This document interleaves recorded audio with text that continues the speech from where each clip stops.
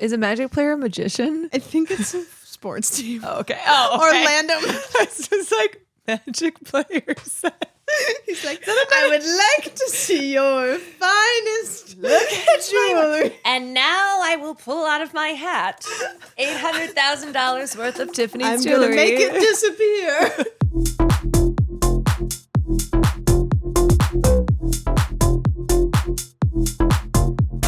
I have a story for you. Okay. So to kind of pivot into this, we're going ghost hunting on Friday. Yes. Which is going to be really exciting. But speaking of ghost hunting, so have you ever watched Ghost Adventures? Give me one second. Zach Baggins.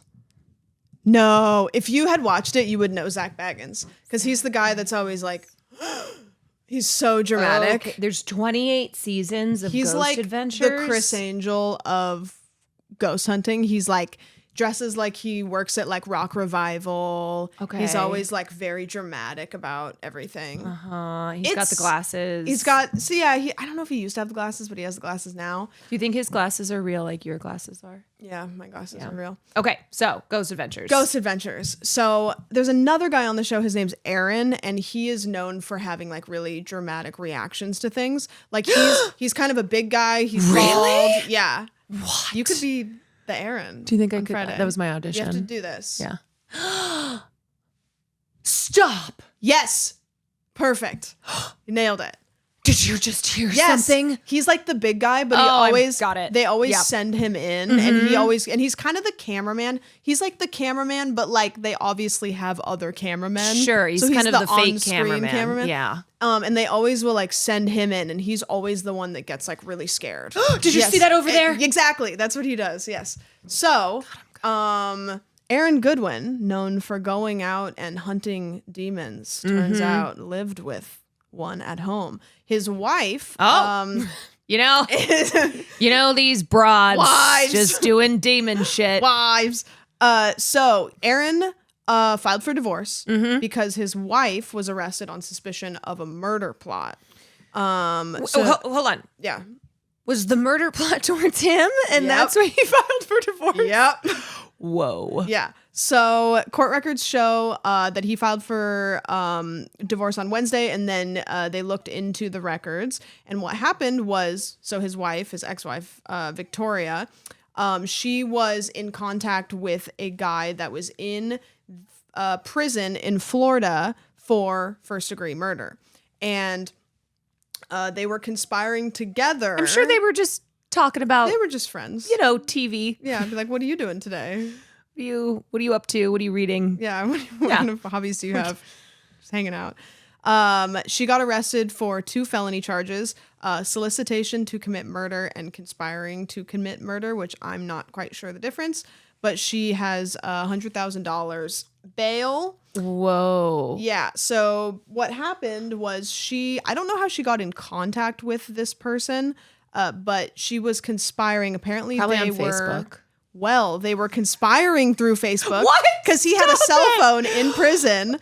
He had a phone in prison, and they were conspiring to murder Aaron so that they could be together. There was apparently some romantic conversation between the two of them. So they were having a third-party hitman kill Aaron. For spouses that want to be with someone else, why is the option to murder your spouse? Just break up. Just break up. Just go. Well, there was some text messages that she had sent to Amato. Okay. This is the guy in prison? The guy in prison. Or the name was hitman? Amato. Okay. The hitman was a third party that the name was redacted from the reports. But they had... Actually, I want you to guess how much money they were planning on paying this third party to kill him. I feel like it's way too low. You're going to do the thing maybe where you guess too low, and then I'm going to be like, wow, actually. Okay. Guess what you think. What do you think it costs? What's the market these days for hiring hitmen? Cost? I would say 50 grand. Less. 20. Less. 10 was my initial, but then I said I was like, I don't want to do the thing. I guess too low. This is actually funny. The number was $11,515. So maybe there was taxes. Yeah. Taxes. That's not considerate. The hitman's got like Okay, so Apple Pay. $11,000 is, I guess, the going $11,000 rate if you want to hire a hitman. Apparently. Okay. So It's good to know. She was conspiring with this guy in prison to have a third party kill him.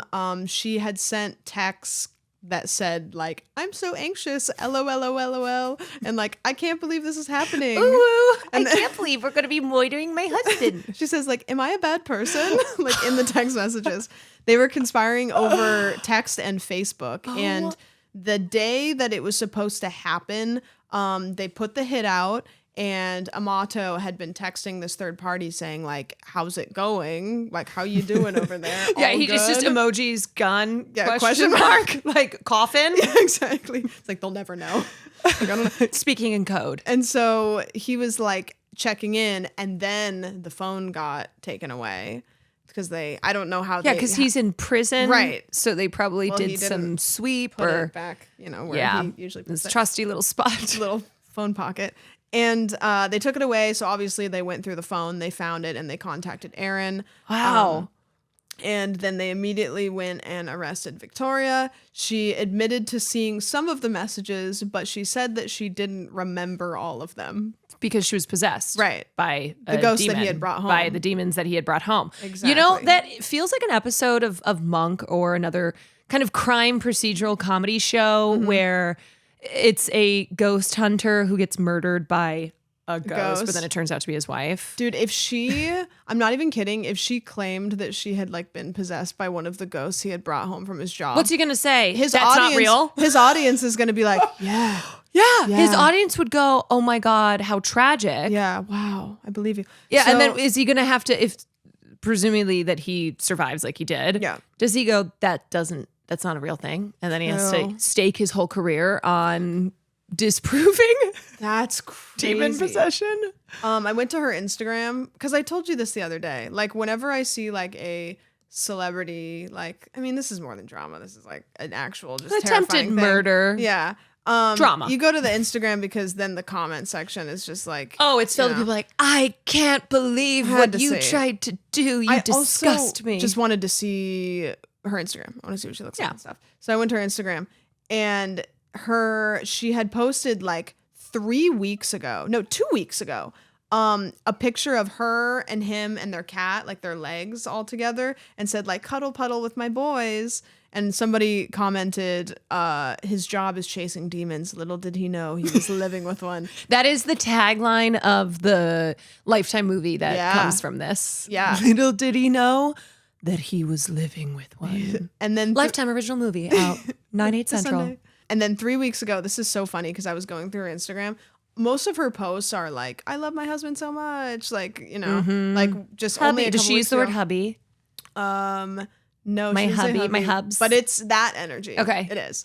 Now, her second to last post said, it was 3 weeks ago, said, "Finally finished my Valentine's gift. I love you so much, at Aaron Goodwin." And the Valentine's gift was a Lego Twilight set. Twilight. Like she had put together it was Lego Twilight, like Bella. How long have you been 17? Yes, a long time? exactly. Yeah. And I was like, okay, maybe that's like their thing is like Twilight together. Yeah. I don't know. Weird. Or maybe the present was really murder. Yeah, the present. The real present I got you a murder. present. That's crazy. So did you read at all if part of the reason they decided to go the murder route rather than, "I'm going to leave my husband for you, man in prison," was because of money? I'm assuming he's got some dough. There was none because they were, I think that this was just like the police So report. this was really just like star-crossed lovers. Right. Yeah. Well, my thought, and obviously it's like you don't want to go too deep down the rabbit hole, but I was like, could this have potentially been a route to find a hitman? Maybe finding... And then they fell in love. Right. She was searching for the hitman, but the real hit was to her heart. Dun dun. That's what I was thinking. Like if I want to get a hitman, like... Where do you go? I don't know. Yeah. Like, I don't know. Where do you... Facebook. Yeah, exactly. But there was messages when she was asking like, "Am I a bad person?" And then one of them was like, he was like, "No, like why would you be a bad person?" And then she was like, "Because I decided to go the murder route instead of the divorce route." Yeah. So she was aware there was an option, right? Which is what I just said. Which is why are you going the murder route rather than the divorce? There are other routes. Yeah, like you have to be. I don't really know like what kind of mentality you have to be in to decide that killing somebody is better than divorce. A Lifetime movie original, I guess, mentality. Or knowing that like you will be just broke. So how long have they been married? I don't know. I think he's like in his mid-ish 40s and she's 32. Okay. So that doesn't really tell anything, but I don't know if it's been very long. It's giving Lady Gaga in House of Gucci, but she actually succeeded. Yeah. Well, yeah. They actually killed Gucci. Yeah. Maybe she watched that movie. And then she was just Father, like, Son, and House of Gucci. And she went, she's like, that could be me. That could be me. Hey-o. Yeah. So I'm interested. I mean, like I was going to say I'm interested to see how it progresses, but I don't really know how much more. Like we could potentially find out why. I feel as if that's one of those stories where you kind of read when it initially comes out, but then you're not too interested on the follow-up. You're like, no. Eh. Well, that's the story right there. It's like I haven't thought about this guy since I used to watch Ghost Adventures. So then when I read it, I was like, oh my gosh. But I, now probably. And then we're going ghost hunting. So I kind of was like. What would you do if you found out that Brody had a lover who was a man in prison, and then the two of them worked to put out a hit on you, and it was exactly like this? Would you obviously be upset, but then would you go, why are you, this is so stupid. This is so, you couldn't come up with anything better? Yeah. I think it would also make you question this person that you've been with, not just on they want to murder you, but that they do so in the stupidest way. Yeah. You know? That's the thing. Because it was like, when I was reading that, it was literally just like, they had hired like a third party for like 11. It's like, respectfully, do you think for $11,000 that person isn't going to sell you out? Yeah, and I just want to also talk about like fair wage compensation as well, where we are people who believe that people deserve to be fairly compensated for the work that they do. No benefits. $11,000 is 401k maybe? Such a low rate as murder for hire type of work. Know your worth. Queen. No, yes. Kings and queens. If you are in this line of business, know your worth. Know your worth. Okay? Don't let people exploit you.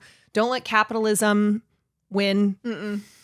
No. Nope. Know your worth. Know your worth. So yeah, that is my story. Crazy. Yep. What do you got? Okay, well, I guess going along the lines of that, Final Destination, which we have talked about many times. We should talk Final about Destination. This because we saw the monkey, and that reminded me of Final Destination. Yes, we did. So Final Destination is celebrating its 25th anniversary. Remember when you were 25? Barely. Seems so long ago. So long ago. But Final Destination is celebrating its 25th anniversary, and crazy. the next Final Destination film, the latest installment, is coming out, I think, in May. It's called Final Destination Bloodlines. Anyway, how many have there been? The destination never ends. Wait, what year is it right now? It's 2025. So it came out in pre 9/11. Yeah. Oh yeah. Can you imagine watching Final Destination and then 9/11 happens and you're like, what the fuck, man? Yeah, and that just gets your wheels going. Next thing you go, Bush did 9/11. Yeah. So Final Destination, the reason that I'm talking about it is because this piece came out that I was reading where it cites the Royal Society for the Prevention of Accidents report, which, you know. She had an accident on my lap today. And this is, I think this is an agency or a nonprofit in the UK. So I don't know if these statistics are just specific to the UK. I really didn't look deep enough into it. Okay. But according to the Royal Society for the Prevention of Accidents report from November of last year, freak deaths are... Don't listen to this if you're Cutie Cinderella or anybody who already... Do not let this feed the mind. Anybody who already like thinks you're gonna die every second of your life. That was me at one point. Yes. I was like Maybe that. you shouldn't listen to this then. Okay, tell me. Okay, so freak deaths are 42% higher than 2 decades ago, and they have now become, according to this report, and like I said, I didn't go full investigatory. Why not? We must know. Because it doesn't matter. Okay. But the second biggest killer for people under their 40s is freak deaths, which sounds crazy. Okay, did they talk about where the line is? I don't know. More time spent indoors has proved fatal. See, you really need to touch grass, y'all, so that you don't die. Touch grass in order to live. So, like, is it like a beam that falls? Like a weird... I don't know. This is why I don't know the pressure cooker. Over 55% of preventable deaths now happen at home. Remember how I'm afraid of choking to death alone? Is that Liz Lemon considered style? a freak accident? Yes. Yes. Yeah. Okay. Poisonings are up by 96% in the past decade. Exposure to inanimate mechanical forces, like being crushed by machinery, are up by 23%. And fatal contact with animate forces, like, say, being charged by a cow, is up by 66%. Watch out for those heifers. Jesus. Whether it's down to more DIY, an increasingly blasé attitude, or then they say here, being super glued to our phones. Oh, for fuck's sake. There's a genuine epidemic. Me on my phone walking into a manhole. It's a piano fall. I'm just like, who put that anvil there? You're on your phone in your kitchen and you just accidentally stick your head in the microwave and set it. Yeah, that happens. Fucking Looney Tunes. I'm just imagining, some Looney Tunes shit. You trip over nothing. You're like, whoa! You just fall on your knife that you had. Banana peel. I feel like that's how I'm gonna die. Like, knowing me, I feel like I'll have a Looney Tunes death, and everybody will be like, "Yeah, yeah, that makes sense. Yeah, that makes sense." Yeah. Well, if I die in a hysterical way, like, can I laugh about it, please? Like, make jokes about it. Okay, thank you. I would say this is what Sam would have wanted. Yeah. And then just make a meme out of me getting absolutely roasted. Yeah. Sam in life and now in death was not but a meme, and this is how we shall honor her. Put me on a t-shirt. Yeah. So Jeff Reddick, who is the creator of Final Destination, says he isn't shocked by the stats. Quote, I've been nearly hit so many times by someone who's turning when they're not supposed to be. They've got their phone covering their view. It's crazy. Or they are like me, where I'm listening to Stephen Sondheim's Send in the Clowns, and that climax moment. And you are the clown. And then I am the clown. You rail into a line of school kids. Mm-hmm. And he said he's even noticed the potential scene unfolding outside his window. There's construction everywhere outside my flat. And I'm just like, I hope nothing happens. But if it does, I already told Craig Perry, the producer, you guys can milk it for marketing. Now, okay. My question is, what came with Jeff, the creator of Final Destination? Right. Is he seeing things more because he created this series that is all about these really insane, bizarre deaths? Yeah. Or is he actually looking outside his window and watching... He thinks he did something. Watching these potential scenes unfold, you know? It's got to be that one. It's like, when... This happens to me all the time. Like, I will... learn a word, or I'll hear of something in media, and then all of a sudden it pops up. It's everywhere. Like, everywhere. Subliminal messaging. Yeah. Yes. This report is about the UK. People in the UK are substantially more likely to have a serious accident today than they were 20 years ago. Oh, blimey! I'm just imagining British people in like their little British cars. What's another British? Oh, crikey! No, that's Australian. Too hot. Bollocks! Oh, bloody hell. Preventable accidents cost the UK $12 billion every year in lost working day. God, can't lose a day of work. Cannot, if you have gotten your legs chopped off in a freak accident where your baby had a chainsaw for some reason and... Stump your way to work. Yep, you better be there, okay? You are costing the state pretty penny. Yep. Sorry, I'm just so curious by this. By implementing a national accident prevention strategy to sit across government departments, problems can be tackled at their core. How do you tackle freak accidents? I guess, okay. Are we including road traffic accidents like that? So I feel like you increasing have to awareness and education about road safety? Like car stuff has to go away unless it's quite literally like the, the log truck situation. Yeah. Or I guess with poisonings, hit home even more that you really should not drink that stuff under your sink. Red 40. Yeah. I'm telling you, man. I wonder too how many of poisonings, if I were to guess, would mostly affect kids. Yeah. Who pick up things They just eat shit. and put it in their mouths. Have you seen the video? There's this video of this little girl and she's like really like pale. And the mom's like, "Are you okay?" And she's like, "Mm-hmm." And she's like, "Tell him what you did." And she like ate like a whole chapstick. And so she's fine, but she Was it like one of felt these? sick. Fuck, maybe that would have taken her out. Could you imagine? Thanksgiving meal. She's like, just like with a fork and knife. I thought it was potatoes. She had eaten a whole entire chapstick, and so the mom had like called poison control, and they were like, "Yeah, like she's gonna feel like shit, but it's fine. But Like, it's she's not fine." gonna die. Damn. Mm-hmm. Did you ever eat weird stuff when you were a kid? You kind of seem like you did. Yeah, I ate the do not eat packets. My mom had to call the poison control once, and they were like, Did you eat it because it said do not eat? Because you're a little contrarian? Don't know. You're like, Don't remember this it. says do not eat? Might as well. I used to do that when I was a kid. Like just kind of go the full opposite. I'm going to say that as a child, I was different. I didn't do feel that. like you I didn't do that probably kind of didn't stuff. do dumb shit. No. There are only a couple instances from my childhood, elementary school through high school, that I got in trouble, and they were very silly. Did you ever sneak out? No. I didn't have a Really? curfew. Oh, so you could just stay out. Yeah. Oh. Sometimes I would be at my friend's house. When I was in junior high, I'd be there for like 2 days. Oh. Yeah. Okay.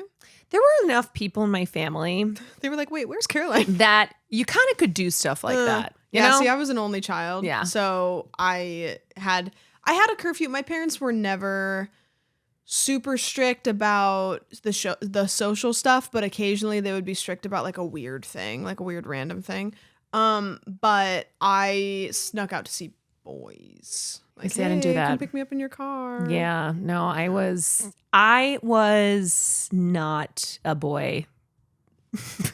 Yeah. I was not a boy. I was not hanging. Caroline, speak. When I was in junior high, when boys and girls started to hang out, Yep. it was all platonic. Oh, there okay. was no flirting. There was no kissing. You weren't a hussy? I wasn't a hussy in 6th grade.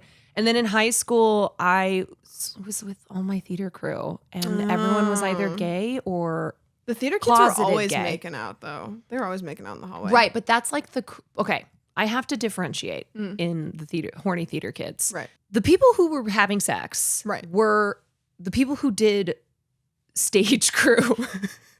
So Okay, you so would there was have the these main like characters in the stage you would have these crew. guys with shaggy hair who were building the sets, and we're like, "You want to smoke some weed?" Oh. And that's who I remember when I was a sophomore. One of my friends who was on the performance side of theater, she started dating one of the stage crew dudes who had this Oh. really shaggy. Were you not red supposed hair. to do that, or was that fine? No, but it was kind of the rest of us were like, You're like, oh, you would. How and dare you? and at a party they hooked up type of thing. Oh. But yeah, my friends who we all did theater, we were all little Broadway wannabes. Ah, dang. We weren't hooking up. Mm. We weren't You hooking were up with other committed to the people. game. We weren't hooking up with each other. Right. Wasn't happening. No. So that was not in the cards for me at all. And I never had a curfew. My older sister and I didn't have a curfew. Nice. You know how in a big family, the oldest siblings versus the youngest siblings, Yeah. in some ways, you had more freedom, but you also didn't get the things that your younger siblings got at younger ages. So my sister had an iPhone when she was in 7th grade. I had an iPhone when I was 21. Oh. I studied abroad without a phone. I was walking around Europe with maps. That's because I didn't. My crazy. parents they said no, you can't have an iPhone. Really, even to go abroad. Mm-hmm. But my older sister and I, even though when I was growing up, we didn't have gaming stuff. We really didn't get to watch TV when we were younger. My mom made us go outside. We played outside. We used our imaginations. Yeah. But we also had more freedom. Yeah. Because it was the 90s / early 2000s when I was growing up. And so my parents had 5 children.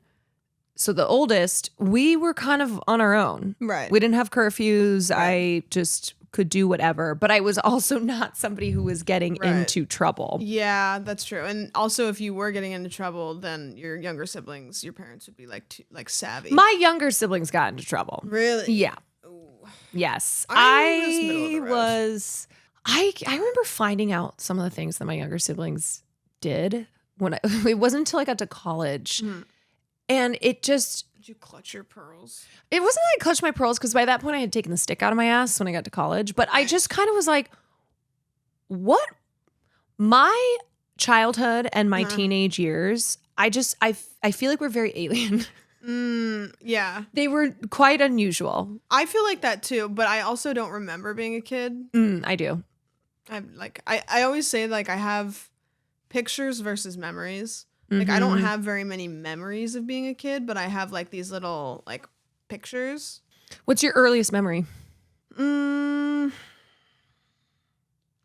I don't know because it's hard for me to tell I have some memories Well, of my often, first house. often it's trauma related to Yeah. like the early memories that stick with you. Yeah, I remember like being in certain places, but like if you said, "Hey Sam, do you remember the time that you XYZ?" I might be able to like pull that out. If I mentioned something from last week, you wouldn't remember it. No, that's true. If you asked me what I've done 3 hours ago, I'd be like, no, like if you said, "Tell me a memory from when you were 7," I'd be like, I can tell you a memory because it's trauma related. yeah. I had a birthday party. It was Cinderella themed. Congrats. People did not show up. Oh, Yeah, sad. it was awesome. That is the second. I had 2 birthday parties that happened. 7 and 13. And people just Well, didn't show up. at 7, people didn't show up. I don't really remember. I gotta have to ask my mom what happened. I'm like, did you send the wrong Do you date? think, what if she like forgot to send out the invites? I don't know. I remember though that we had made, this is so sad. We had made crowns. I had taken paper plates that had Cinderella on them. I'm gonna cry. This is making me like sad already. I had taken paper plates and I cut out the paper plate that had Cinderella on it. Yeah. And then I took the outside of the plate to fashion into the headband for the crown. Yeah. And I remember stapling or gluing it together. And so I had made a Bunch of crowns. crowns. And then you just were waiting. And I remember that no one came to that birthday Not party. a single person. I need to verify this with my mom as Because to what happened. If but nobody came, I feel like your mom might have. my mom might have fucked up, which is quite possible. Because Love like, if her, but one she had or a lot two going people on. came, Now, when I was 13, what happened was this girl who I did not invite to my birthday. She was very popular. Her name was Molly. She decided to have a birthday. No. Or not a birthday. She decided to have a party and she invited a lot of people. So I had people at that birthday, but there was a competing so they party were like, "Hey, I gotta go home with early." the purpose of ruining my birthday. No, was she your bully? Did you have bullies? Oh, yeah. Really? Oh, dude, it was when I first moved to the Chicago suburbs when I was starting 5th grade. So we were in Iowa. My mom really missed Chicago because that's where she grew up. Yeah. So we moved to the burbs before I was going to start junior high. So the junior high I went to started in 5th grade. Right. So tiny, I was 9 years old. Yeah. I was 9 years old in junior high. Okay. And Congrats. so that meant that you would have kids who were this big, and then you would have kids who were this big. So And you were when I just a little first squirt? got there, I was bullied incessantly by these 2 Really? guys named John and Will. Fuck you, John. Will Neff, that was my bully. No, it's this guy Damn. named Will. Lover, and it's a lover's trope. it was so bad. When you met Will, did you go, ugh, I hate that. By that point, I had enough. Both my agent and my manager are both named Will. Yeah. William. William. William. They go by Billy and Willie. So Yeah. it's Will, Billy, Oh. and Willie. I know. Fuck's sake. I call my agent all the time because I mean to call Will. I said one of you has to change your name. It's not working. But anyway, so we get to this. I'm in this new school, wearing my overalls, very much so kind of a country child. Not that I grew up in the country, but it was just the Iowa vibes that I came overalls. from. And the only F word I knew was the word fuck, which I never would have said. I thought you were gonna. No. I was like, no, okay. no. That's how Oh, so when they naive called I you was. the bundle of sticks one, you were like, what does that mean? Well, I remember one time these guys, we were in science class and we were doing geology. And rocks. they picked up a rock and threw it at me. And they said, take this rock as a souvenir from America and go back to your country. And I went, Iowa? I didn't think about that. And as a little kid, I didn't understand the racism behind the othering behind that. I just went, Iowa? Like, I'm going to we've got rocks in Iowa. I knew it made me feel bad, but I didn't know really decipher what was it. behind that. And so they hardcore bullied me. It was these two guys. And I finally was, this is just hi everyone, this is Caroline's trauma episode. Let's hear it. I was crying in the bathroom. I was crying in the bathroom and I remember this one, I think she was a teacher. She was also a parent of a student. So I think she volunteered at the school. And she was a very harsh woman. So everybody was scared of her. Myself included. I've been told, watch out for her. She's very scary. But she was the one who found me crying in the bathroom. And she was the reason that this all got fixed. So shout out to her, who I thought was a scary lady. And she was intense. But because I had told her, she's like, what's going on? And I said, I can't tell you. I'm not going to tell you. And she's then like, I'm no snitch. She eventually got me to tell her. We went to the principal. All the parents got called in. Oh, boy. It was a whole ass thing. One of the boys ended up writing a letter to me, a letter of apology. The other boy never said anything. But for the rest of junior high, we just kind of avoided each other. Yeah, I had a friend and she had, I remember she had a letter written to her as well that she kept. Because they ended up becoming good friends later in school. But interesting. He had used a word that he certainly should not have said to her when they were young. And then she got a letter that they had made him write, and then she hung it on her wall. Don't tell me in the letter he went, I shouldn't have called you use the wording. He just has to get it in one last time. He's like, I'll never again say I will blank. never again. I'm so sorry I called you blank. That was wrong of me to call you blank. I never should have called you blank, and I promise I will never call you blank again. Sorry again for saying sorry again. blank. I've written it on the back 100 times just so that I never say it ever again. No, they ended up becoming good friends, and then now they're married. And now they love each other. Jesus! Did you get bullied? Yes. I mean, and kids. no. Okay, kids are naturally mean to each other. Right. Yes and no. Okay. I had. This is gonna sound really sad. I had friends that had bullied me, but I didn't know it was bullying until later. So that was like I had just a couple friends that I was like, oh, I was getting bullied. Like that wasn't like that wasn't friendship. Fun. That wasn't fun. But I had this one girl that so I dated this guy when I was a freshman. We broke up, became friends. You know, when boyfriend, however, you're always mentioning it. Just so many. Yeah, I can't even count. No, his name was Derek. He was very, very nice. We broke up and then just like immediately became friends, and it was like the most just like platonic, just like, okay, well, whatever.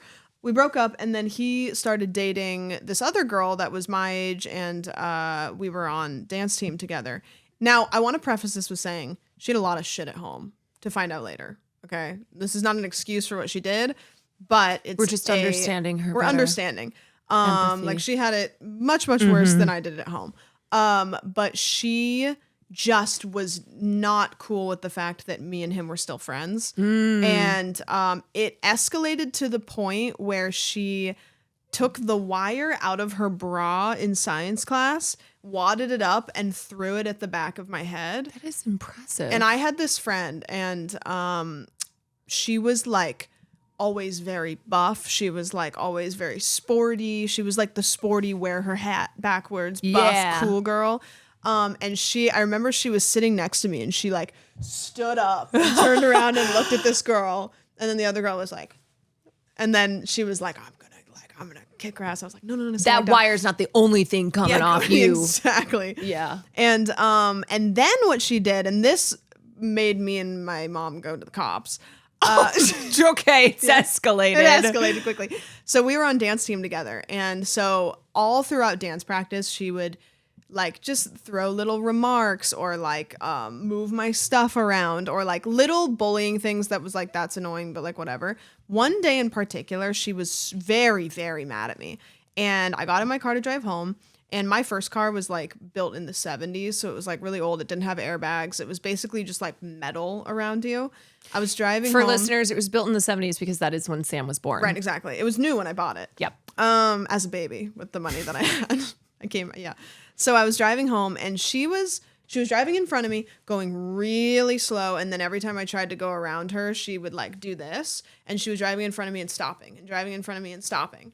And I was like, no, I didn't want to do this. So I was like just driving slow. And then I eventually went to turn off on another road to go home a different way. And she went and met me on another road, you know, like she was chasing me through town.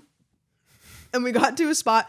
She like came out in front of me, parked her car, and then she got out of the car and she was walking towards my car. So I like rolled up the windows, which they're hand cranks. So I'm like hand cranking the window. It's like in a horror movie. Exactly. Why isn't this going faster? And I locked my windows and she came up and she started like pounding on the top of my car. Oh, and man. I don't even remember what she was saying, but she was like screaming at me.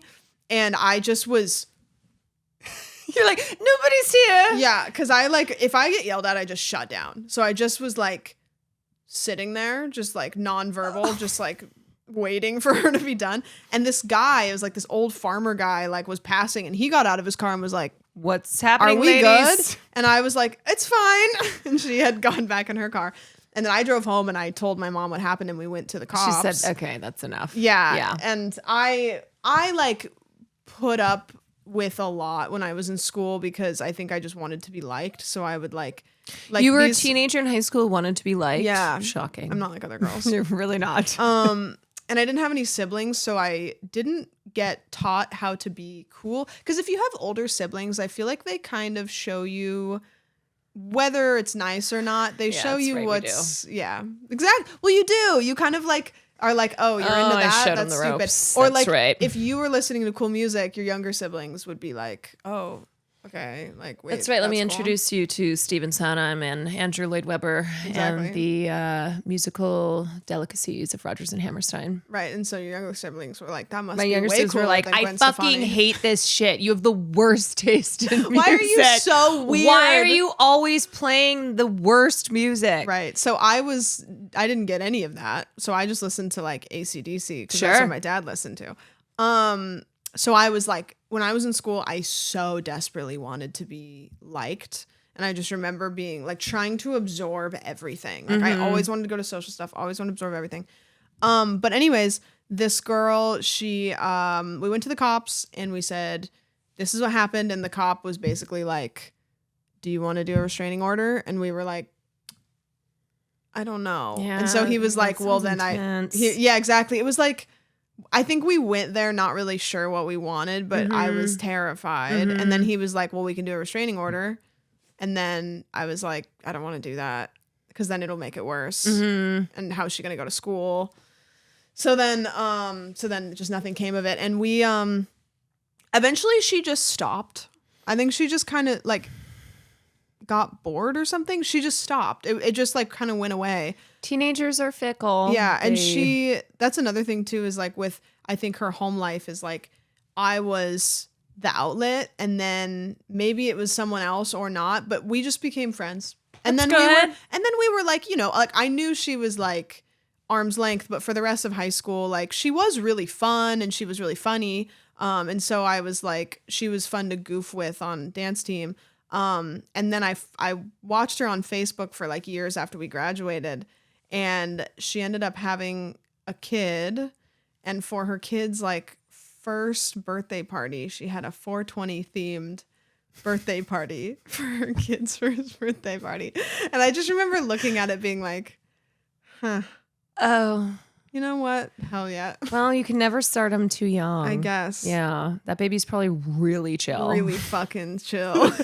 It's like the baby's just like. I would love to do 17 again, but we switch. It's not just that we go back to our 17-year-old selves, but we switch. I was going to say how different our high school if you could experiences go back were. and relive 1 year of your life. It would not be high school. No. Even though I thought I was on top of the world in high school. But if I were to go back and relive 1 year, probably September 11th. You're like, I think I could have stopped it. I could have helped. I really could have. Well, you could have, because if you would have known. Me and Mark Wahlberg. So, I don't know, man. Let me think. Okay, actually, well, here's my question. Are you going back with the you now where you're experiencing it through, like, I'm 32-year-old me would be experiencing 7th grade? I feel like okay, so I'm gonna put the stipulations on it, but make it weird. Yes, you have all the knowledge, but you can't go back and like buy lottery tickets. Like your intention is to go back. You cannot. It's very much so Back to the Future, where you don't want to start fucking around, but or you just want to witness, change things that you don't mean to. It's like you can change things. You can change things, but like not for the greater good of like getting rich, or like. You can't stop 9/11, but like you can go back and like maybe be nicer to that one person, or tell that one person to go fuck themselves. God, this is hard. Because for me, it probably would be high school, just because like I would love to re-experience the way that it was with an adult like mentality. Because I could be like, oh, I was being a bitch, or like that person actually was a dickhead, you know? Because when I think of high school, it's like I'll think of this one person and I'll be like, that person sucks. But as with an adult brain, I would be like, that person looks like they're going through shit, you know? It's like, or that person. There's but so I'm also many kids thinking about like when I look back, what were the best years, like best individual years? But it was great because of where I was at that time in my life. Like I wouldn't, as a 32-year-old, necessarily want to go experience 22 again. But when I was a 22-year-old, it was the best year ever. I was out of college. I had money, even though it was not very much, because I was getting totally exploited by my job. But I don't know. I mean, I remember 7th grade. When I look at junior high, 7th grade was just such a fun year for me. I remember running around the neighborhood with my friends and just all the joys of 7th grade. But as a 32-year-old, do I want to go back to that? But then I'm also like, do I go back to 2020, the first year of the pandemic? Yeah. Because I wonder if then I would have started streaming earlier. I've thought about streaming earlier, but I also think that I'm glad I started streaming when I did, because I think if I would have streamed any years before that, I think that my brain would have been chemically changed for the worst. Because around the time I started streaming was about the exact same time that I feel like I had started to settle into who I was going to be as a person for the rest of my life, you know? Before that, I went through like a ton of I think I'm starting to figure it out. Right, exactly. So then is when I started streaming, where like if I would have started streaming when I was like 20. Yeah, no. I don't think early. I would be like, and I'm not to say that people aren't, but like me as a person, I don't think that I would be as likable, because I think that it would have like really done damage on my brain, knowing how my brain was in my early 20s, you know? I think also I might want to go back to when I was really young, to see my parents young, to kind of actually be seeing things that now as a 32-year-old are just faint memories. Seeing and a my lot of parents memories are at the same age. Oh my God. Wait, weird. how old were your parents when they had you? I think they were like 35. Okay. So same genre. I think my mom was 30 when she had me. Yeah. Because I think she was 28 when she had my sister Liz. So would have been around 30, which means at my age now, I would have had a little baby 2-year-old Caroline, which is crazy. Yeah. Yeah, it would be really interesting. I think about this sometimes, like what if I met my parents. Met your parents as an adult? And it's like, I wonder if we would be friends. Like, I think me and my mom would genuinely be friends. My mom and I would. Yeah. My mom and I would be friends. And I think my dad, which when I was younger, I thought it was very similar to my mom. Mm-hmm. And as I got older, I saw how I had more of my dad. So now as a 32-year-old, I think I would get along with both my parents if I met them when. I think I would have a really fun like bant relationship with my dad. And I think that me and my mom would be good friends because my dad is like me. He is not a very emotional person. So me and him would like bant a lot, but then it'd be like, you know, and then me and my mom, like I think we would have like a really good emotional relationship, but we might bicker because we're pretty similar. I don't know. You're like, wow, we're so she goes, we're so similar. It's crazy. It's almost like we're related. It's like You're like, and then I'm like, well, little do you know, I have a toy. well. Speaking of bullying, I wanted to mention, have you seen the latest from the Disney Snow White press tour? Because the movie's and I coming out don't know what's soon. happening, but the vibes It's are ridiculous. atrocious. It's And I need atrocious. to know. I just have to say to Rachel Zegler, who's the star of Snow White, I hope that she has a support system around her. I hope that she has really great friends and family because the amount of disgusting hate that this girl gets online, and by all accounts and everything I've seen of her, she's lovely. Okay, she's a kind, very talented. In my head, I'm thinking, person. okay, like, is she a Nazi? Is she like what's because the hate is to the level of it's quite the opposite. Okay, she's not. She's the opposite of a Nazi, and she's only 23. So here we are talking about that would how we were bullied. Imagine now being famous like Rachel Zegler and being a person who is when she uses her platform, she uses it to advocate for good things. Okay. She is a person who seems to care about people and oh my God, the amount of vitriol that this young woman receives. It's coming from a lot of angles. Okay. So the Disney thing is because she is a Latina actress who was cast as Snow White. So naturally, in this culture of ours, you're going to have a lot of people who this is what they have had. Their focus has been turned on is things like Disney casting rather than Medicaid being slashed. And so they're like, this is the fight over here. This is the thing that I have to be really angry about. Right.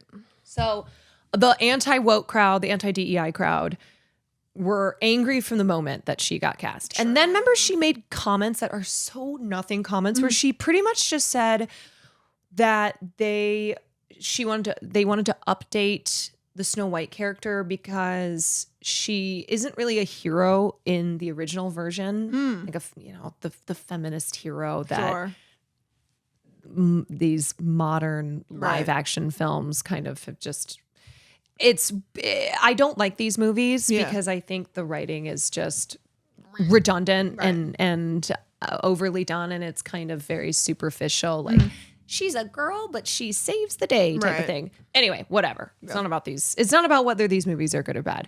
She had made comments like, we're going to update Snow White because in the original version, she's just waiting for the prince to kiss her and then he saves her type of thing. And we're going to have her not be seeking love, but it's a personal journey. Okay. The original Snow White movie, the Disney movie, is nothing.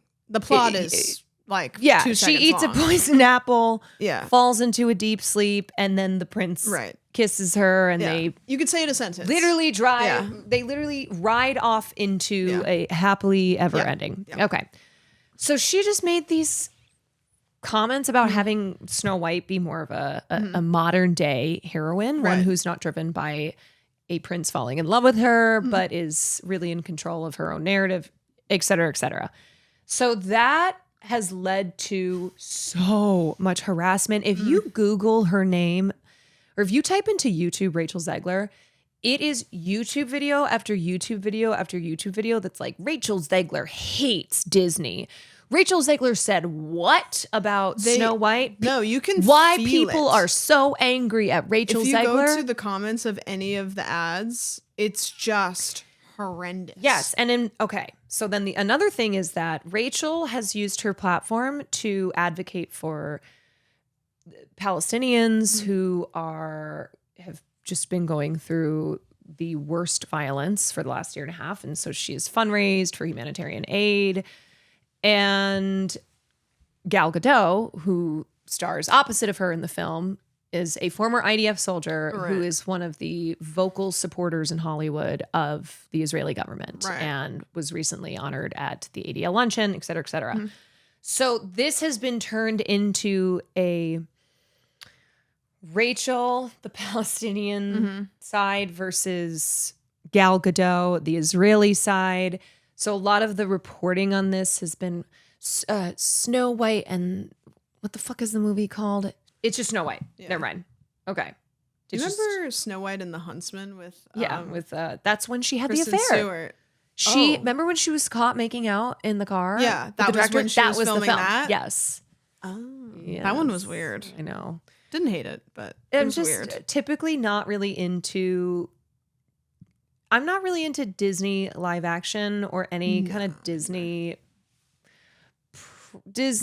princess film spinoffs, like anything in that genre. Yeah. I will say though, the trailer for the new Stitch movie looks really cute. Yeah. There's another thing in like tangent off of like what you were just talking about with Rachel Zegler and like the Snow White is, do you remember the ice cream guy in Stitch where it was like he would always get startled and then his ice cream would fall off? I've never watched Lilo and Stitch. Really? Yes. Oh, didn't I say this before? No, I don't think so. Oh, I thought I admitted I'd never seen it. You should watch it. And I like, everybody has their own takes. I think that the live action trailer, while my question is why, I do think it looks good. Okay. But there's this guy. Is that coming out this year?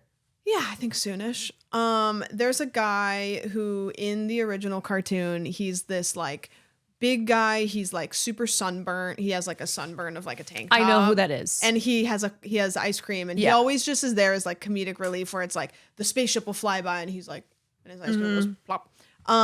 They cast him because the movie takes place in Hawaii, so they cast him in the live action as like a Hawaiian guy, and people are just losing their fucking minds because the original see some of that. Yeah, the original he is online. A sunburnt guy, and it's like he's obviously like a white guy that's on vacation there, and so people are like losing their absolute like marbles, and it's like people always are losing their minds. It's like this is a guy that his purpose is to drop ice cream onto the ground and.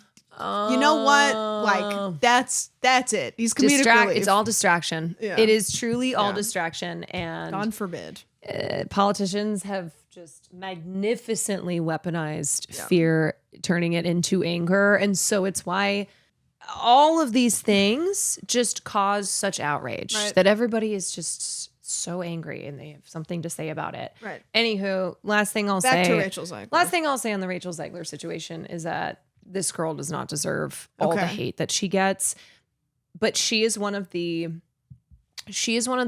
celebrities who reactionary YouTubers have totally honed in on, and so much of their content is about Rachel Zegler. They'll do the video that says Rachel Zegler is the worst, and it's a thumbnail of her looking awful. You know how they'll do that with the thumbnails, and it's a whole economy. Yeah, and she has been picked by these content creators who do this type of outrage. Yeah. Outrage, reactionary commentary on things happening in Disney and pop culture, and they just are like a dog with a bone where they nonstop make videos about her. Nonstop. And just how much hatred I see. I know that she has gotten off social media, but I've also seen her respond to things before. So I think maybe she said, I'm getting off social media so people maybe give her space, and then she's not actually. I couldn't believe that she's 23 years old. Yeah. 23. Yeah. I mean, she does look young, but I think also. But I think just the age, that number hits when you see just the outsized amount of attention this person gets and how much of it. Yeah. And when I say how much of it is harassment, it really is.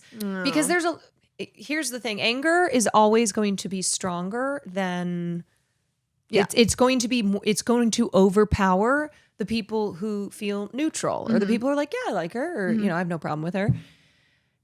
And so the people who are frequently talking about Rachel Zegler are ones who are nonstop harassing and hating on this poor girl. I thought she had done something horrific, to be No, honest. but see, that's the thing. If you read the headlines, like Rachel Zegler's controversies cause a problem with the Disney Snow White premiere, and you think that you think that she's done something really bad. Yeah, you're like, oh, I see Rachel Zegler, I see controversy. A lot of the reporting on her and a lot of the content online about the whole Disney Snow White film is her picture. Gal Gadot is not even included, and if she is, it's often like a footnote. It's like, oh yeah, also controversy with Gal Gadot where she is a former IDF soldier and has vocally been supporting Israel, and it's made a lot of people mad. But let's get back to Rachel Zegler, who's the real problem here. Yeah. Anywho, it's ridiculous. Rachel, if you watch this podcast, she's a knower. Rachel, we'd love to have you on the podcast. Come speak your piece. Come hang out. Okay. We are friendly. Can I ask you about a celebrity related thing that you were talking about on your stream that I need clarification on, whether it's long or short? Pun intended. Sure. What the heck is going on with Jason Issacs' prosthetic penis? Okay. Yeah, I covered this. So he was on Good Morning America. Good Morning America? Is that the morning show? CBS Morning. No, I think it was CBS Mornings. Of course, it's got to be Good Morning America. No. Name. It was CBS. It's the late night mornings. with whoever the fuck hosts it. So he was being interviewed by the trio of CBS morning hosts. They're talking to him about White Lotus, and then Gail King. I almost said Gail Weathers from Scream. It's not Gail. Hi, I'm Gail Weathers. Gail King says to him, okay, so we were talking this morning and we just need to know about your pee-pee. And Jason Issacs was immediately, you could see his face drop. Yeah. And he was visibly uncomfortable and not down with whatever line of questioning they're about to hit him with. And they just kind of kept going. They're like, well, we were debating it this morning and we were talking about it and yada, yada. And so he said, a lot of people are debating it. Okay, context, White Lotus season 3, which I need you to watch. Okay. I need you to watch White Lotus. I'll watch it. I need to be able to talk about this show on our podcast. I will. I need to be able to talk about the incest, crazy stuff. I need to talk about the insane Sam Rockwell monologue from last night. Okay. I need you to watch it right now. All right. We can wrap. I'm going to call a bomb threat on you if you don't. Watch it. Okay, I'll watch it. I'll watch it. Thank you. Probably. All right, I just had to speak my piece there. No, so thank you. This is the latest season of White Lotus. Jason Issacs, who plays the father of the rich family. So they always have, they have different characters in the shows, but they kind of fall into White Lotus archetypes. There's always a family, kind of a couple or a trio, etc. So this family, they're from North Carolina, conservative, very wealthy. He plays the father. And there is a scene from, I think it was not the most recent episode, but 2 before that, where he's in his robe and the family is talking and he accidentally spreads his legs and it's just full frontal. Oh. Full caca. Okay. Yeah. Hanging hog. They used a prosthetic penis, which people might be surprised to know. Oftentimes when nudity is on screen, it's not the actual actor's Is it genitals. So it's not that them. it It's not isn't the them? actor's nude body. Is it so that they don't have to get nude, or is it to Yeah, make it? I think that's probably. prettier? I think. I don't know. Like, Well, we have the famous Willem Dafoe story where his dick right, was too big, right. so they had to bring in a dick. can you imagine you like they're like, okay, double. like we're gonna, so you like drop your pants and they're like, Not big enough. ooh, I think we're gonna. No, they don't even say that. They just go, I think we're gonna use a prosthetic. It's like, yeah, you know what? It's like, what's wrong with it? We're actually going to bring in a double for you here. So I think, yeah, the biggest reason would be that you don't want to show your actual genitals on Dangling TV, parcel. you know? Yeah, I think it kind of affords a layer of protection for you, makes you more comfortable, whatever they put reason. their actual one inside of the fake one, like a Russian doll. You know, I've never looked that up. Okay. Maybe that's something you can research. I think Yeah. I think they are probably covered and then they have the prosthetic thing. Yeah. Okay. Okay. If you I know, know your wheels are turning. Yeah, now. but I don't want to Google it really. But like, if I need to. Please Google it and then leave your computer up the next time Brody comes to visit. Be like, oh, sorry. Oh, Jesus. But it's like not that was just for penis, research. it's prosthetic penis. You use that. It was for research Right. line, but it really was. He'll be like, why do you want to get a prosthetic penis? Okay, so back to Jason Issacs. Mm-hmm. So he had this full frontal nude scene in White Lotus. He's on CBS Mornings. They're all like, he. He's clearly not down with the question. Mm-hmm. And so he said, a lot of people are debating it. It's all over the internet. And it's interesting because the best actress this year is Mikey Madison at the Oscars. And I don't see anybody discussing her vulva, which was on screen all the time. It wasn't. Just gotta fact check that. It's interesting that there's a double standard for men, but when women are naked, Margaret Qualley as well, in The Substance, nobody would dream of talking to her about her genitalia or her nipples or any of those things. So it's odd that there's a double standard. So when we were breaking this down on stream, I went, he initially has a point, and I think he's very fair in not only being uncomfortable and not consenting to talking about whether it's his penis or it's a prosthetic penis. He clearly didn't want to.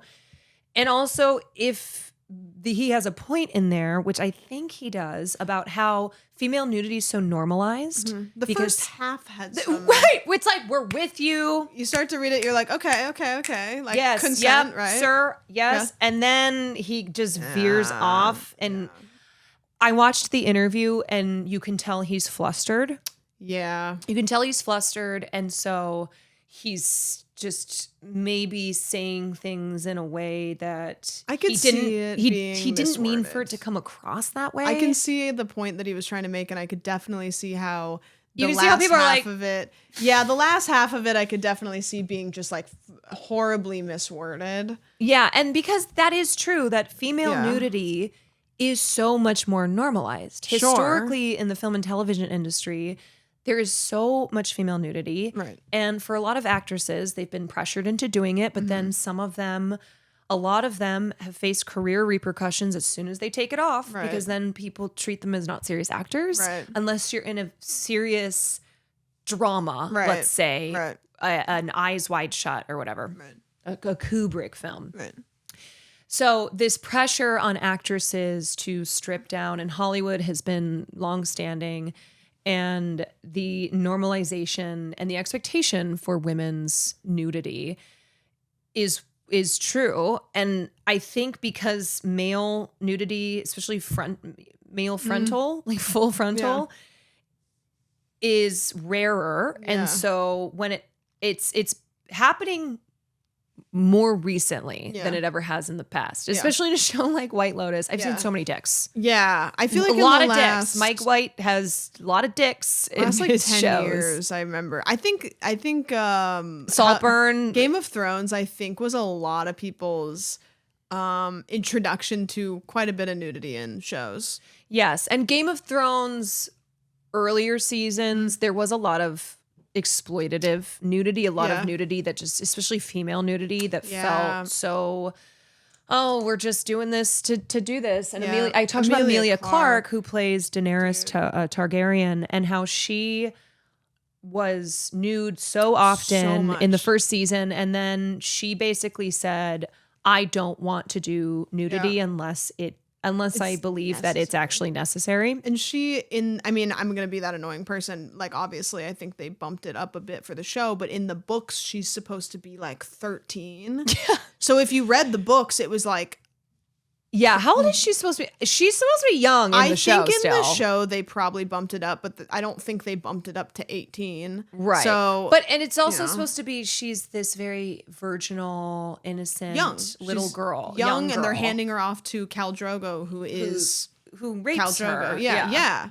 Yeah, that's another plotline that I always had a big beef with. A lot of so much rape in Game of Thrones, and rape that was often over the romanticized, not necessary. Yeah, people romanticize the Daenerys and Khal Drogo relationship because eventually they do end up loving each other. Yes. But I always hated how we got there. I know, and that's something that can be applied to a lot of shows and films. So anyway, Jason, I think he had in there a valid point that got covered up by him kind of bringing up.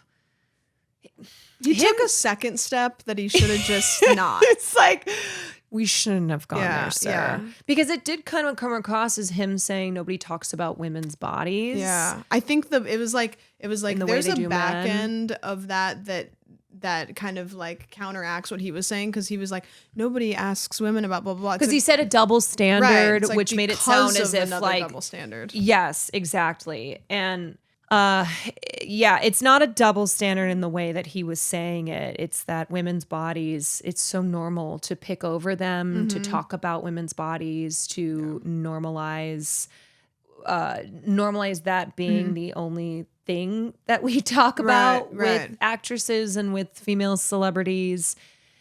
And so I think first of all, I really think that they should have run that by him before they started the interview. Especially if you have ever seen Jason Issacs, he is very clearly a timid and shy-ish guy. Yeah. He gives timid vibes. He doesn't give vibes of somebody that would just be like, let's talk about the dick. Yeah, and his nudity was a brief moment in the show where it's mostly for comedic purposes. Right. Because of the reactions of his family. It's not like something that was central to his character or the conflict. It was a dick slip. So I think he probably was like, why are we even... Yeah. And it was also the just juvenile way that Gail and the journalist like, oh my God, we were talking about it this morning. Yeah. Yeah. So I felt kind of bad for him. And then I was also like, dude, just stop while you're ahead. Yeah. He almost got there. Also, Mike Madison's vulva is not in Anora. No, it's not. And Margaret Qualley talked about how in The Substance, those were not her boobs. Those were prosthetic Really? boobs. Yep. I told you, prosthetic. Wow. Prosthetic How do they make nudity and that? prosthetic genitalia How is do they common. make them so like I wonder, You wouldn't believe what they can do these I days. need to know, because it's like, do they stop at the neck? Maybe? I think it is.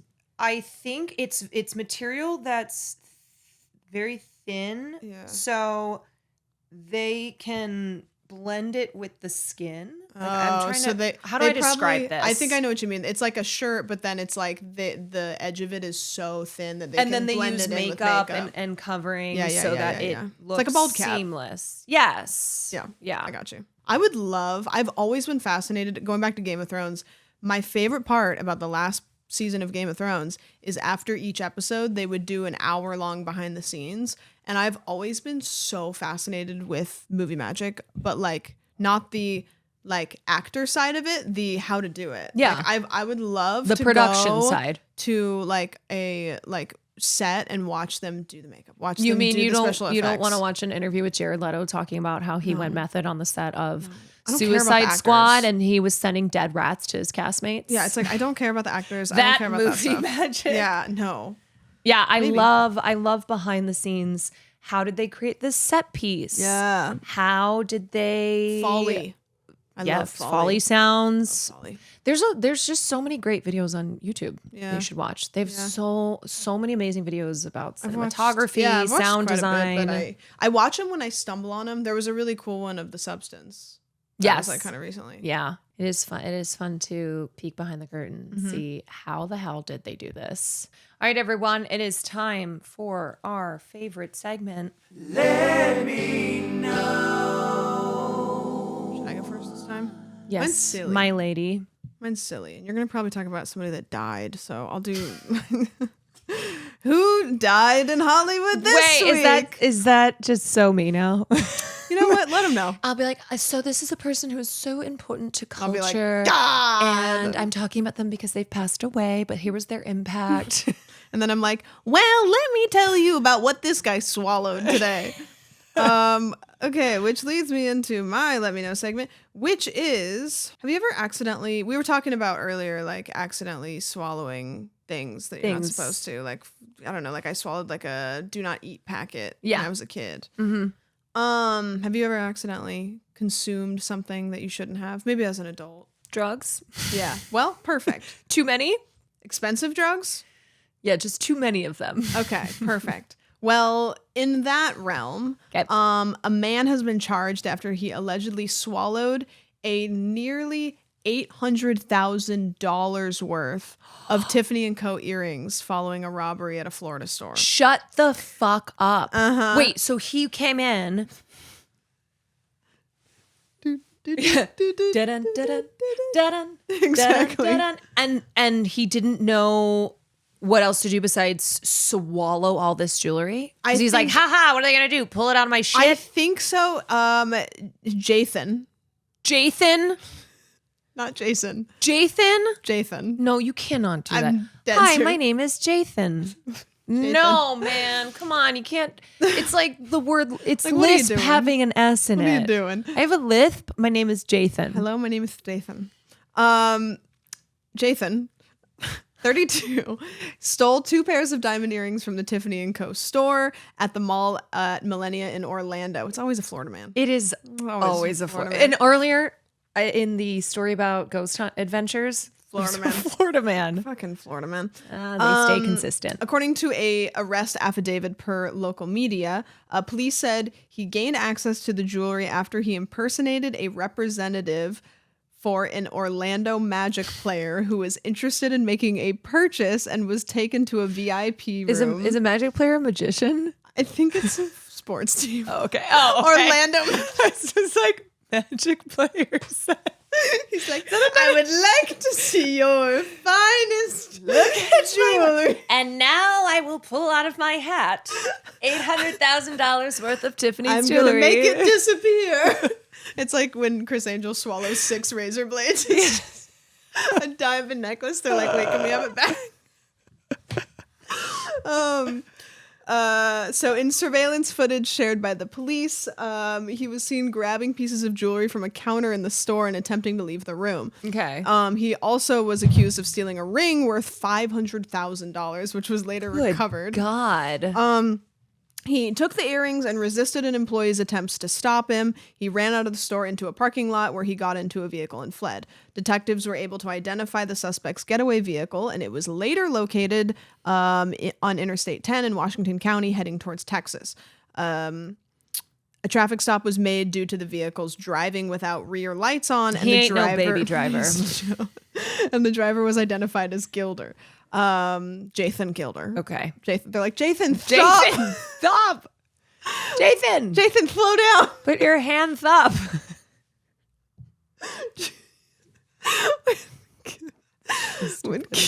When Gilder was taken into custody, he resisted arrest and was seen swallowing several objects believed to be the stolen earrings. Buddy, that's not going to stop. No, so they're like, Jathan, pull over, stop, and then he's just like just. Oh my God. Did that just rip up his esophagus and his It has to. intestines? A body scan taken in jail appeared. Also, just he's like, and they're like, Jathan, we gotta X-ray you. The body scan taken in jail then appeared to confirm the investigators' suspicions. The foreign objects are suspected to be the Tiffany & Co. earrings taken in the robbery, but will need to be collected after they are passed through his system. He was charged with first-degree grand theft and robbery with a mask. He also has 48 outstanding warrants. No. That's it? Just out of Colorado. Yeah. I feel like the moral of the story today is criminals are slacking. Yeah, pick it up. Florida men. Step Florida up. men are really not making the best decisions as far as committing their crimes. I think what happened is Lana Del Rey married a Florida man, and then everyone else was like, "Oh, we gotta chill. Yeah. Wait a minute. Hold on." Yeah. The word got around. So I just imagine like every time this guy poops, they have to have a cab. They take a metal wand or whatever. It's like the scene in Jurassic Park when Ellie sticks her hand into the Triceratops poop and she's like, hold on a sec. Oh, there it is. Did she do this? That's crazy. And it's like, imagine Jathan. that's how they find out that it's actually fake. Oh my God. Imagine your poop swallowing all green? that and it's fake. Yeah, the joy. poop turns green. What? That's pretty wacky. The more you know. Yo, Florida, you guys stay giving us these. Stay crazy. Here's the Stay scan. crazy. There's the earring. Oh no. Jason's stomach. Oh no. This is why we need universal health care. Yeah, true. Right? Okay, who died? Okay, David Stephen Cohen died. God damn it, Steven. David. David Just flipped it around there. Yeah. David Stephen Cohen, who was the head writer of a show called Courage the Cowardly Dog. Yeah, I was gonna Yeah, say. you I was like, I remember? bet it's the Courage guy. He passed away at the age of 58 from cancer. And I think a lot of us listening, those of us at this table, Those when we were two of us. maybe All of us. Oki. Yeah. Growing up, this was a show that we watched on Cartoon Network. It was very unsettling. It is. I love it. I think that is also one of my formative horror Love it. loves, right? Yeah. Like what got me into horror was Courage the Cowardly Dog. Yeah, I mean, it was really eerie. It was scary. It had some fucked up stuff. And it's still like, it's, maybe that's why scary stuff gives us comfort, because we were presented it in a form of a cartoon. From a young age. It's like, we're Yeah. going to traumatize you. Yeah. So John Dilworth is who created the show, but Cohen became the head writer. So he joined the writing team in season 1, became head writer. And many of the most memorable episodes in seasons 2, 3, and 4 were written by him. Return the Slab? Yeah, I think so, right? Let's see. Some of his most iconic episodes include Club Cats, 1,000 Years of Courage. I remember that one. Forbidden Hat of Gold, and The Sand Whale Strikes. Okay. I do have little memories of each of those. The penultimate episode before the series ended was his final contribution. And beyond Courage the Cowardly Dog, he also wrote for Balto, the Wobulous World of Dr. Seuss, and Phil of the Future. You remember that show? Balto was Wait, one of my what? favorite movies. Oh, Balto was amazing.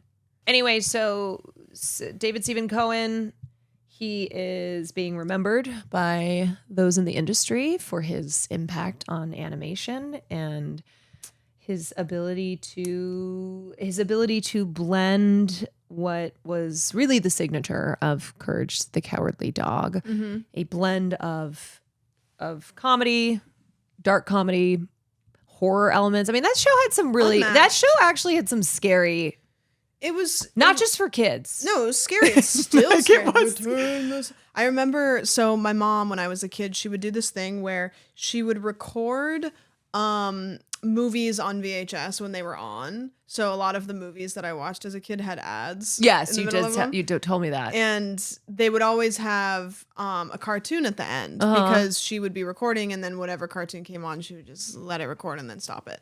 And so I thought as a kid that all movies had a bonus cartoon at the end. And I They thought that should. until I was like in high school, basically. But one of my favorite movies, and I don't remember what movie it was, had Return the Slab after the end of it. And I remember I would watch the movie, and then as soon as the movie was over, I would leave and I would say, Mom, you gotta go turn that shit off. Because I didn't want to see it. I didn't want to see Scared. it. Yeah, I was too scared. So I'm gonna have nightmares. Loved it later though. Yeah, kids like scary stuff. Even though it does feel so, I don't know. When you're a kid, your world is so small. And so the rest of the world seems so big. And on the one hand, growing up as kids, we're fearless because there are things that we haven't learned to be afraid of. But then on the other hand, the things that we recognize as scary, it just terrifies you in a way that now as adults we're just jaded and we've seen too much. And like the real scary stuff is not what's on is not what is in fictional television. That's for sure. But anyway, yeah, a lot of us kids loved the comedy and the horror and being scared by Courage the Cowardly Dog. But he was a cowardly dog who always found his courage. Courage the Cowardly Because Dog. remember, courage is not, what's that quote about? Courage is not, or being brave is doing something when you're afraid to do it. That's what bravery is. When you're Powerful. afraid to do something, but you do it. Wow. Yeah, I know. I'm gonna return the slab. No, fuck it. I'm gonna take the slab. Yeah. Yeah. Take it. Take it. Take it for yourself. Well, thank you guys That's it. for being here. We appreciate it. Reminder, when you see this episode, if it is Thursday, if you're seeing this on the day it comes out, tomorrow we will be ghost hunting live. We will drop a link in the description where you can watch it. Yeah, I am already working on my murder for hire plot against Sam. Yep. We'll be hitting up a Florida man. Florida man. Yep. So things might go down while we're ghost hunting that Things get a little crazy. nobody expects. It's going to be very fun. And then on the first episode after we do that, we're going to have our friend Jordan on the Patreon episode, and we're going to review clips. So if you are interested in watching clips from the stream where maybe some scary stuff happens and we deep dive what it maybe could have been. Maybe attempted murder. Maybe Caroline might have a knife. Then subscribe to the Patreon. We are going to film the regular section of the Patreon where we have some rants if we have them. We do Q&A, and we just generally chill out and yap. So we're going to do that now. But we will see you guys next week. Bye-bye. Thank you. Move. Body.